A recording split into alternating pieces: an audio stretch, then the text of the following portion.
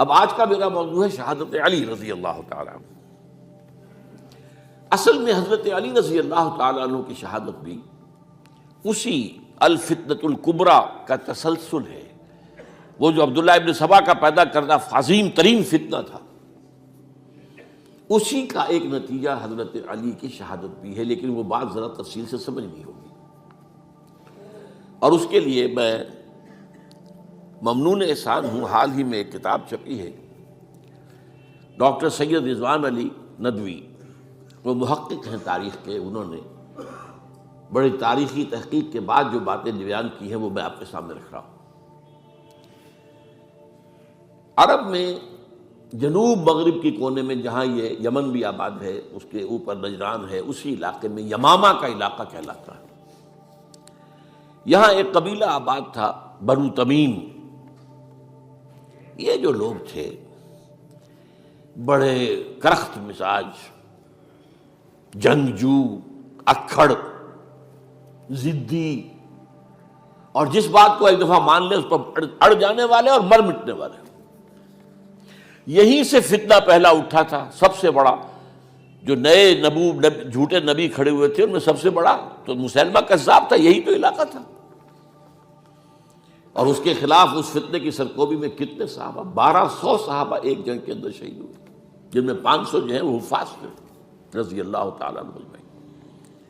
تو یہ لوگ جو یہ تھے بڑے زوردار تھے۔ اس قبیلے کے بارے میں حضرت عمر رضی اللہ تعالیٰ عنہ نے ایک بڑی عجیب حکمت عملی اختیار کی۔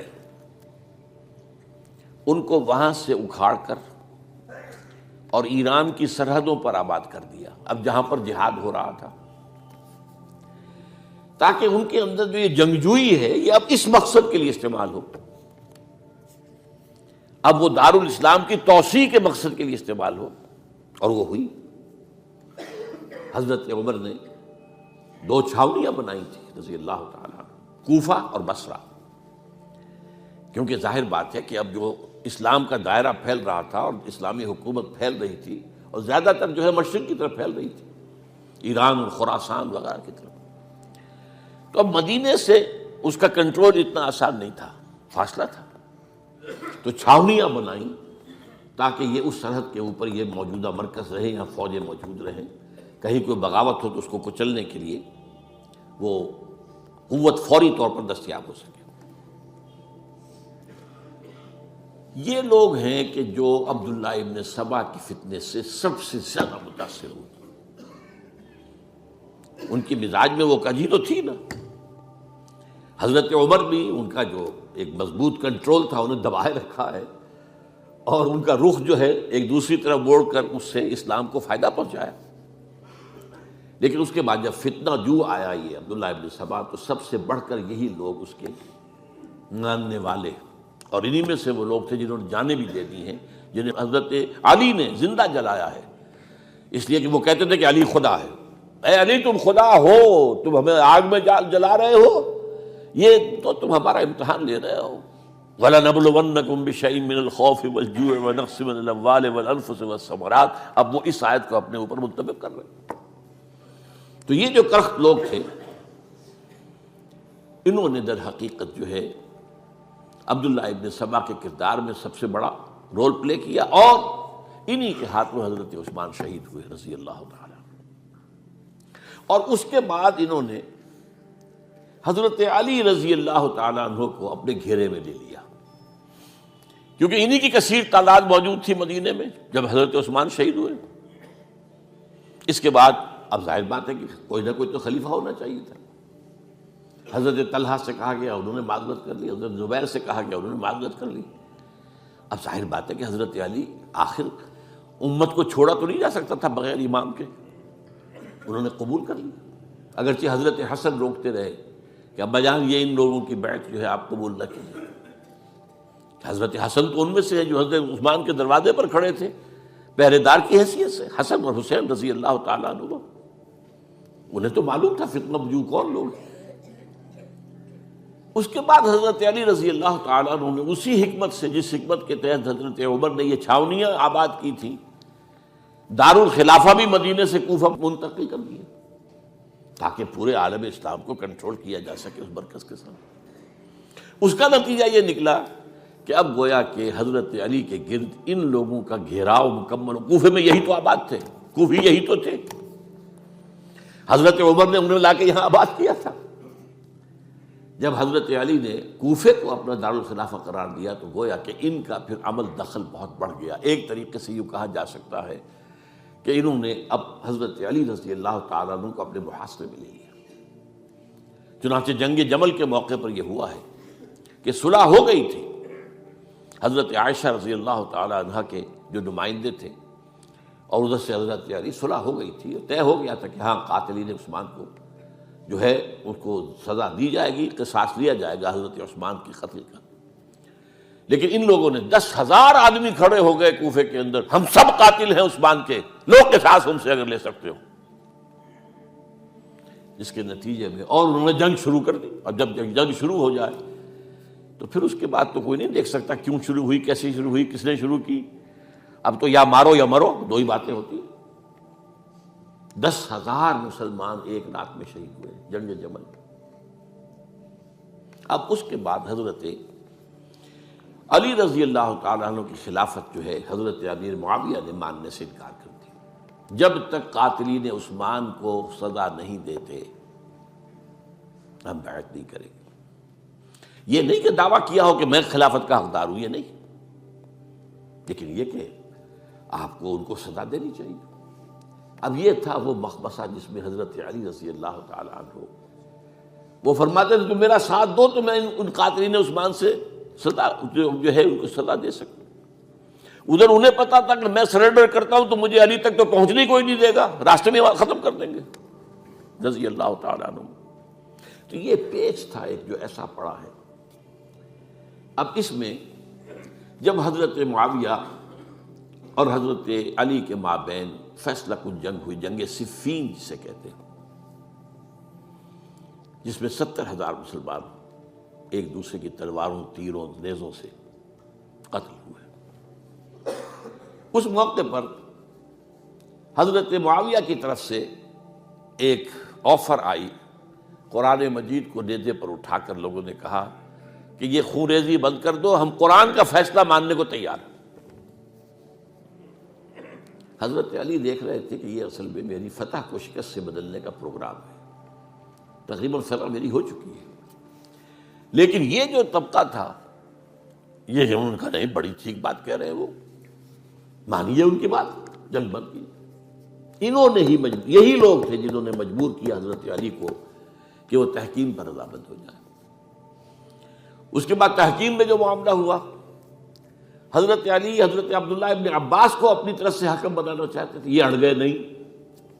یہ اڑ جانے والے لوگ، اور یہی اصل قوت تھے، وہاں ساری طاقت تو انہی کی تھی۔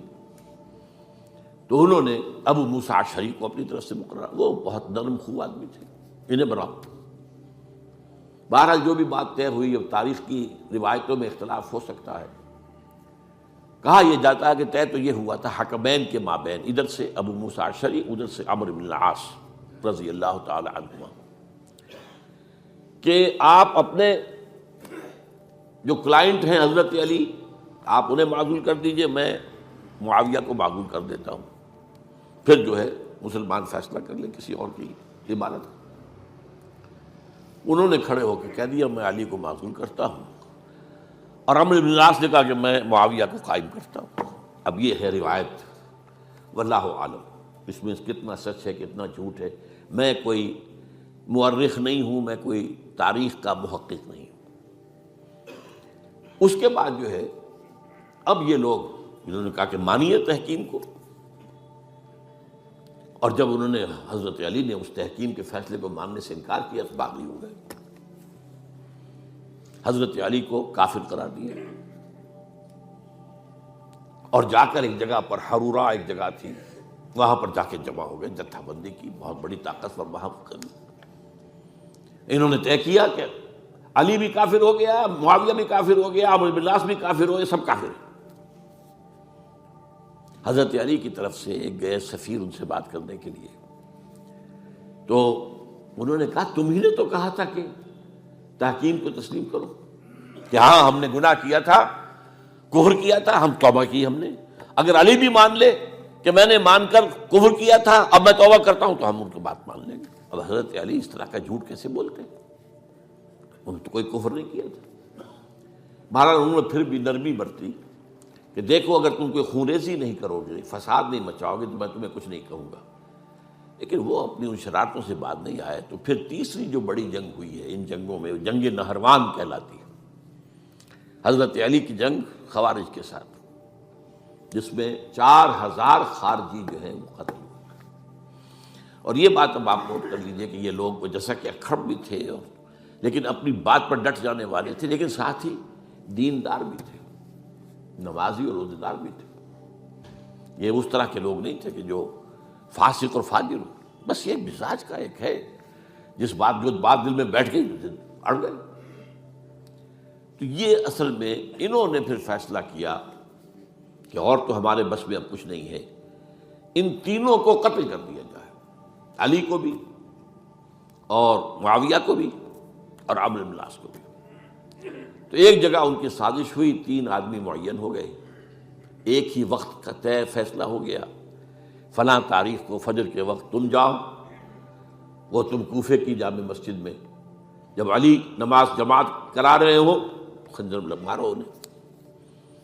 اور یہ اس کا نام ابن ملجم تھا، خارجی، یہ وہی لوگ بنو تمیم کے لوگ۔ دوسرا جو تھا وہ دمشق میں حضرت معاویہ کو قتل کرنے، شہید کرنے کے لیے پہنچ گیا۔ تیسرا مصر پہنچ گیا حضرت عمرو بن العاص کو۔ اب یہ بات اللہ کی طرف سے ہے، یہ تو اس کی مشیت ہے، اس کا فیصلہ ہے۔ حضرت علی پر وار کارگر ہوا، آپ شہید ہو گئے۔ حضرت معاویہ پر وہ وار ذرا اوچھا پڑا، زخمی تو ہوئے لیکن آپ کی جان بچ گئی۔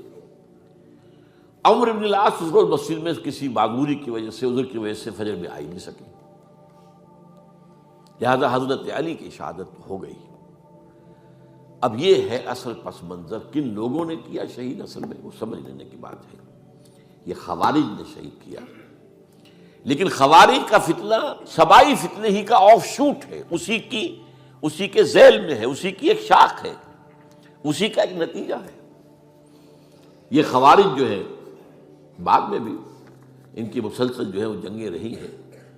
بہرحال اس صورتحال کو یہ سمجھ لیجئے کہ یہ خلفائے ثلاثہ رضی اللہ تعالی عنہ، حضرت عمر شہید، عثمان شہید، علی شہید۔ عجیب بات ہے کہ تینوں کا نام عین سے شروع ہوتا ہے، عمر عین سے، عثمان عین سے، علی عین سے، تینوں شہید ہوئے ہیں۔ لیکن یہ